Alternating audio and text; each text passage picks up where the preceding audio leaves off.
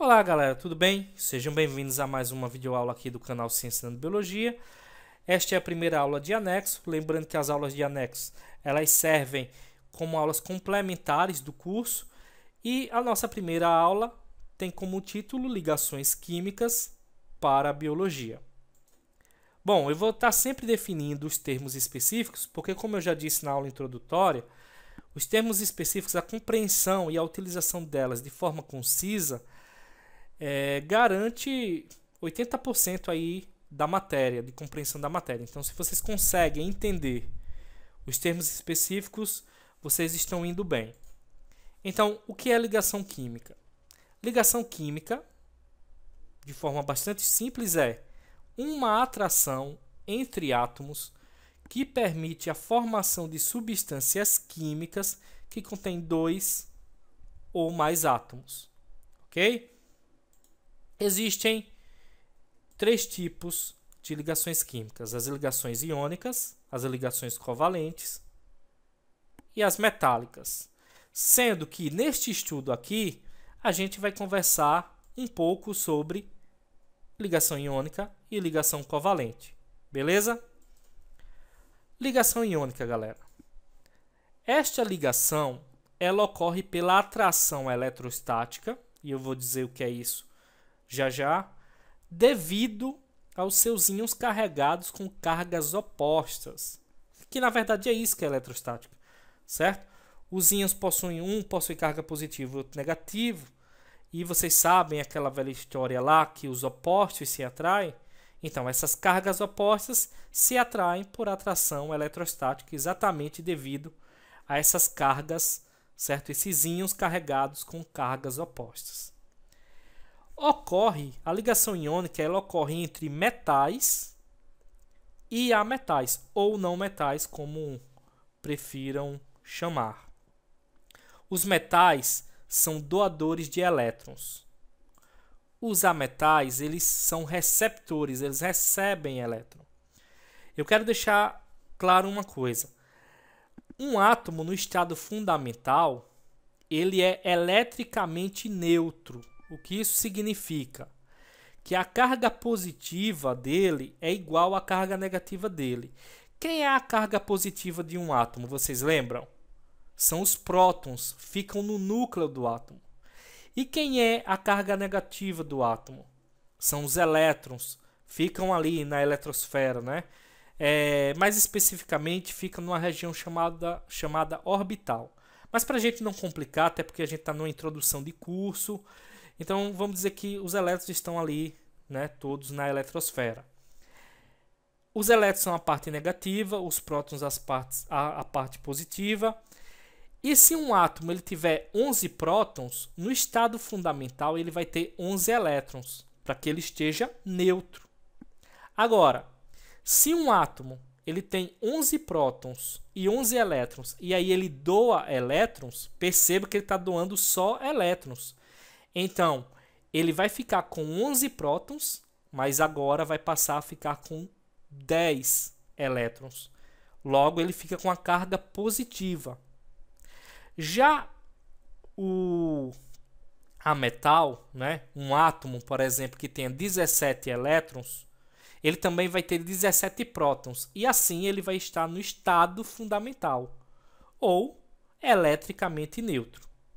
Se ele passa a receber um elétron, ele vai continuar com seus 17 prótons, mas agora ele vai ter um elétron a mais, ou seja, 18 elétrons. E ele passa a ter uma carga negativa. Assim, aqueles que doam elétrons formam cátions, e aqueles que recebem elétrons formam ânions. Vejam aqui como ocorre uma ligação iônica. Aqui, galera, vocês têm, certo? O núcleo, aqui vai estar os prótons e os nêutrons também, que ficam aqui. E aqui está a primeira camada eletrônica com 2 elétrons e a segunda com apenas um elétron, porque o lítio ele tem 3 elétrons. Então ele vai ter só um elétron na última camada. O flúor, ele tem 2 elétrons aqui, ó, e vai ter 7 nessa última camada dele. Esse lítio, se ele perder esse elétron, ele vai ficar com 2 elétrons na última camada e a camada K, ela se completa com 2. Lembram disso? Ela fica completa com 2. Então é interessante que o lítio perca esse elétron. Já o flúor, ele tem 7 na última camada. E ele tem que obedecer. É aquela velha regra do octeto, ok? Tem que completar 8 para ficar estável. Então, se ele ganha esse elétron, ele de 7 passa a ficar com 8 na última camada. Então, perfeito. Um quer perder, o outro quer ganhar. Este aqui se torna cátion, este se torna ânion. Eles obrigatoriamente se ligam. Por quê? Porque os átomos possuem cargas opostas, né? Eles vão ficar juntinhos ali por uma atração eletrostática. E é devido a essa atração eletrostática entre cátion e ânion que as substâncias iônicas a temperatura ambiente formam sólidos. O que ocorre é que essa atração eletrostática dos cátions atraem vários ânions e vice-versa, tudo simultaneamente. O que ocorre é mais ou menos assim. Aqui está o lítio, que é o cátion, né, positivo. Aqui está o flúor, negativo.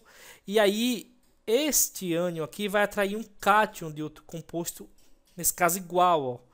Aí aqui está o lítio sendo atraído por este ânion, ligado a este ânion, que aí este ânion vai atrair este lítio, que está ligado a esse, e aí sucessivamente e simultaneamente, tá? Até em várias direções, formando o que a gente chama de retículo cristalino, ok?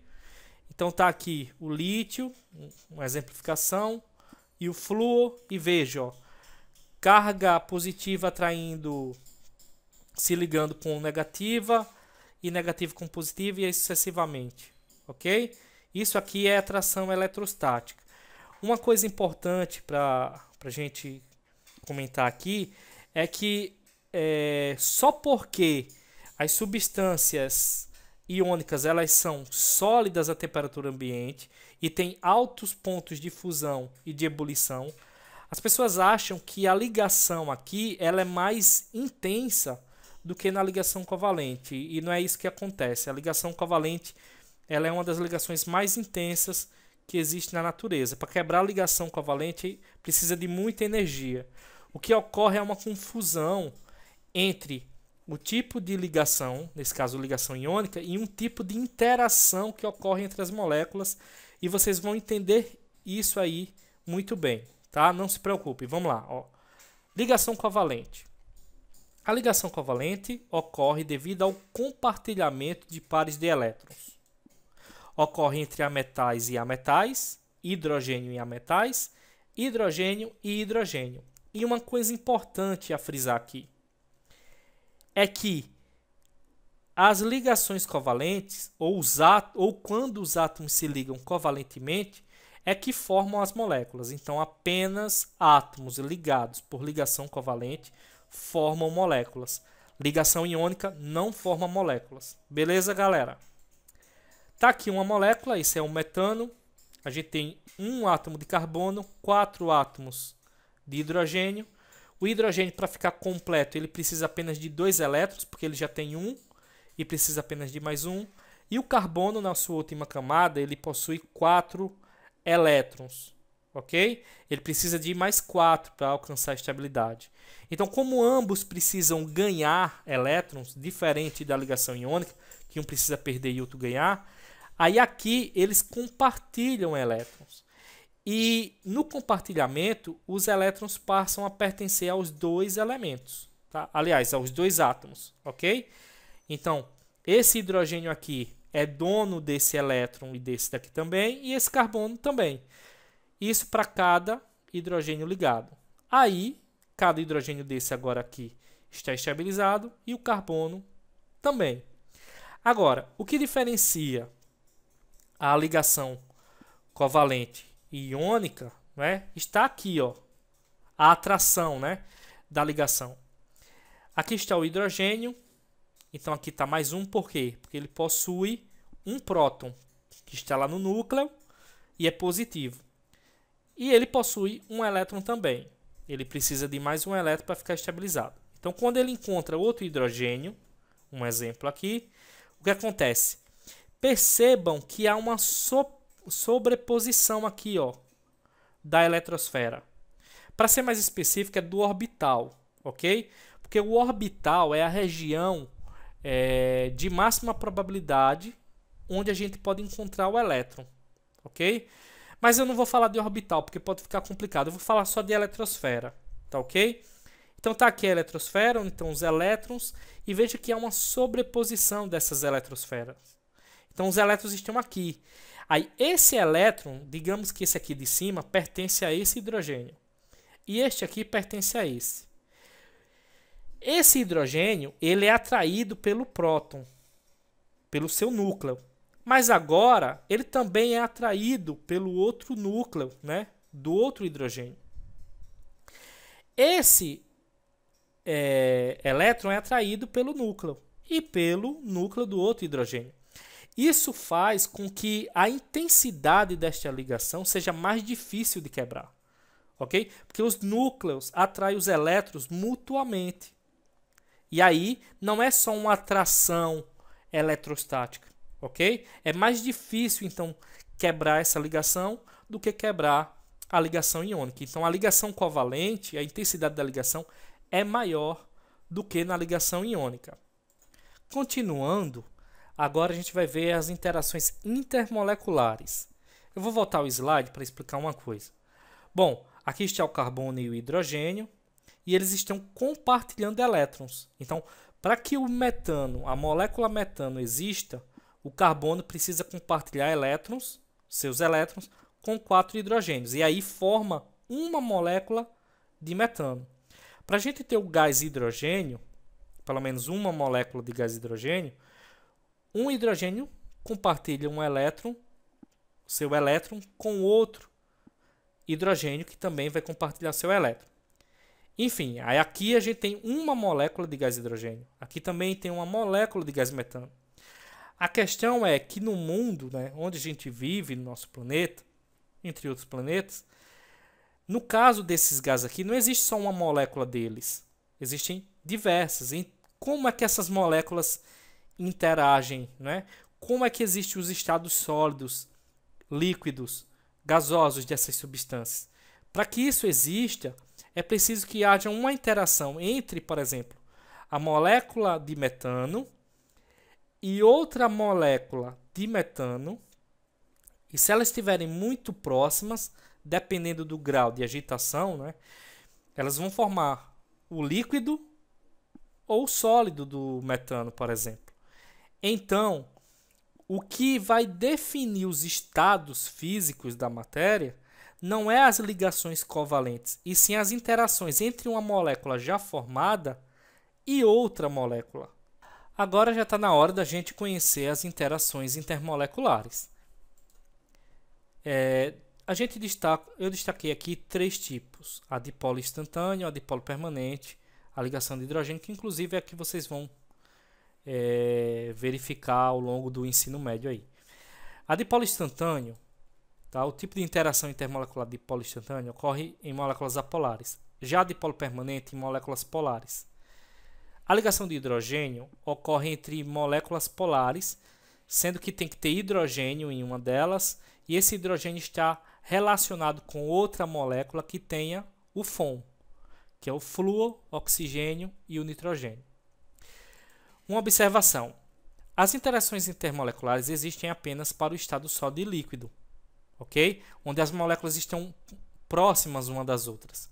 No estado sólido, a energia cinética, que é a energia de movimento das moléculas, é tão grande que elas estão afastadas uma das outras e aí não há interação entre estas moléculas. Beleza, galera?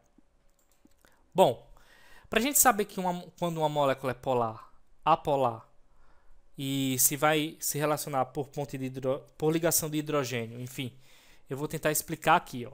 O segredo da polaridade está na eletronegatividade, que é a tendência de um átomo em uma ligação química ganhar elétrons. Então, quando a gente viu lá na ligação iônica, o lítio cedeu elétrons para o flúor, Mas isso também ocorre porque o flúor tem uma grande tendência de tomar o elétron para ele, ok?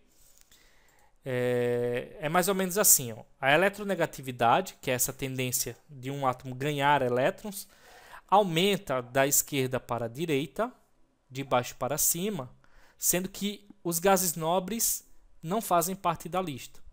Então o flúor é o elemento mais eletronegativo, ok?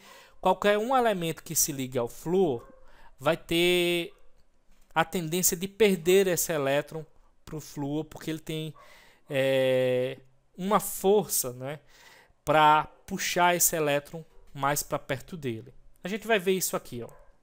Tá aqui de novo a tabela. Aí aqui você tem hidrogênio e flúor. Não sei se dá para ver aí, mas eu vou dizer, ó, o flúor tem eletronegatividade 4. Quanto maior a eletronegatividade, maior a tendência de puxar o elétron para si, tá? De tomar o elétron. O hidrogênio, acho que dá para ver, 2,2. Aí o que acontece? Como o flúor é mais eletronegativo, o elétron compartilhado, porque aqui é uma molécula, ligação covalente, o elétron compartilhado fica mais próximo ao flúor e por isso ele fica com a carga parcial negativa. E o hidrogênio com a carga parcial positiva. Isso faz com que o hidrogênio fique com um polo positivo e o flúor negativo. Aí aqui você tem um exemplo de molécula polar. Observe que nessa molécula tem hidrogênio e flúor. Se essa molécula interagir com outra do mesmo jeito, o hidrogênio da outra molécula vai se ligar aqui com o flúor, ok? Aí nesse caso a gente fala de uma interação do tipo ligação de hidrogênio. A gente vai ver daqui a pouco. Já aqui o hidrogênio está ligado a outro hidrogênio que tem eletronegatividade igual. Então o elétron fica bem dividido. Não há formação de polos. Então essa molécula é apolar. Aqui, ó, de novo, diferença de eletronegatividade. O cloro tem eletronegatividade 3, o hidrogênio 2,2. Como o cloro é mais eletronegativo, o elétron fica mais perto de ser um núcleo. Então ele fica com a carga parcial negativa e o hidrogênio com carga parcial positiva. Essa molécula é polar. Se essa molécula interagir com outra que tenha flúor, aí como aqui tem hidrogênio e aqui tem flúor, você vai ter uma ligação de hidrogênio. Agora, se você tiver HCl interagindo com HCl, certo?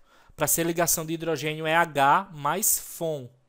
Então, como não tem um FON aqui, é uma molécula polar, então a interação, ó, vamos voltar aqui para vocês verem, vai ser do tipo dipolo permanente, no caso do HCl.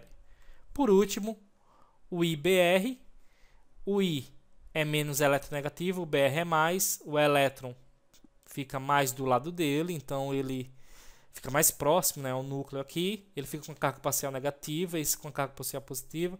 Você tem outra molécula polar, como nem tem hidrogênio aqui e ela é polar, isso aqui vai ser uma interação do tipo dipolo permanente. Eu sei que os exemplos utilizados aqui são de moléculas bastante simples e que existem moléculas mais complexas, mas para a aula de anexo, esses são bons exemplos. Eu vou explicar como ocorre cada interação intermolecular, ok? Primeiro, dipolo instantâneo. Aqui está uma molécula polar, nitrogênio ligado a nitrogênio, eletronegatividade igual, molécula apolar. Isso aqui é o gás hidrogênio, galera. O gás mais abundante da atmosfera. A pergunta que eu faço é, como é que uma molécula dessa, que é um gás, ok, vai interagir com outra molécula e se transformar num líquido, que inclusive existe, o nitrogênio líquido, sabendo que essa molécula ela não tem carga para atrair outra molécula, ok? Ela é apolar, ela é sem carga, não tem um polo positivo nem negativo para atrair a outra molécula, ok?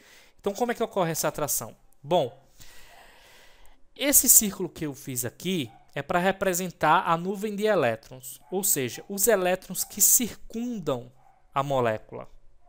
eles estão distribuídos de maneira uniforme, percebem? Ok?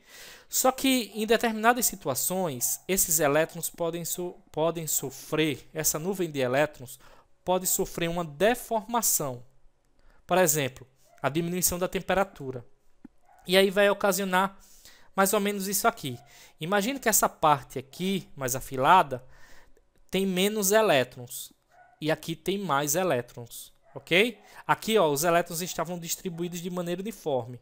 Existia a mesma quantidade de elétrons ao longo de toda a molécula. Aqui não. Existem mais elétrons aqui e menos aqui. Então, devido a esse fator, ok? Isso ocorre de maneira bastante rápida, é por isso que é dipolo instantâneo, ok? Se esses fatores que influenciam isso parar de existir, essa molécula volta ao normal e não existe essa deformação. Essa deformação faz o seguinte: como tem mais elétrons aqui, cria-se uma carga momentânea negativa por excesso de elétrons nessa região. E aqui, como tem menos elétrons, cria-se uma carga positiva por falta de elétrons. Quando outra molécula se aproxima disso aqui, aí o que é que vai acontecer? Os elétrons que estão aqui vão fazer com que os elétrons desse lado passem para o outro, vão induzir, porque opostos se atraem, mas semelhantes se repelem. Então, como aqui tem muito elétron, vai repelir os elétrons daqui que vai passar para cá. Aí essa molécula aqui vai ficar com carga momentânea positiva, carga momentânea negativa. E quando outra molécula se ligar aqui, é a mesma coisa. Ok? Se essa temperatura se restabelece, tudo também se restabelece. E aí esse dipolo deixa de existir. É por isso que é dipolo instantâneo. Já no dipolo permanente, o cloro aqui e o HCl e o H, formando o HCl, são de eletronegatividades diferentes. Esse é mais eletronegativo e esse é menos. Logo, o elétron fica mais perto do cloro. E aí o que acontece? O cloro fica com a carga parcial negativa. Isso sempre. Enquanto ele estiver ligado com o hidrogênio, ele vai ficar com o elétron mais perto dele. Ok? Então é por isso que é dipolo permanente. Mesmo que essa interação entre a outra molécula aqui se acabe, a temperatura aumente, não até o HCl se transformar em gás, ok? Mas enquanto ele for líquido, ele vai ser um dipolo. Ele vai apresentar polo positivo e polo negativo, ok? E aí, ok? Essa parte negativa interage com a parte positiva da outra molécula de HCl e assim sucessivamente. Por último aqui, a ligação de hidrogênio, que precisa ter hidrogênio e o FON. O FON são os elementos mais eletronegativos da tabela: flúor, oxigênio e nitrogênio. E o melhor exemplo é da água. Olha só. A água aqui, o O, está ligado covalentemente a dois hidrogênios, ó, H e H. Isso aqui é a ligação covalente que forma uma molécula de água. Essa outra molécula de água também tem ligações covalentes. Aqui também, aqui também, aqui também. Só que essa ligação, essa molécula aqui de água, ó, interage com essa outra de água através desses pontinhos, estão vendo? Esses pontinhos é a representação da ligação de hidrogênio, que é uma interação intermolecular. Então, o hidrogênio forma o polo positivo, o oxigênio o polo negativo. O polo positivo, que é o hidrogênio aqui, está interagindo com a outra molécula através do polo negativo, que é o oxigênio. Aqui o oxigênio, que é o polo negativo dessa molécula, está interagindo com essa outra molécula de água através de seu polo positivo, que é esse hidrogênio. Aqui também, ok? Isso é a ligação de hidrogênio. São moléculas polares ligadas, né, interagindo entre si, sendo que essa interação tem que ser entre hidrogênio e um dos elementos aqui, que é o FON. Flúor, oxigênio ou nitrogênio. No caso da água, é hidrogênio e oxigênio, ok? Tá aqui, esse é uma parte do DNA.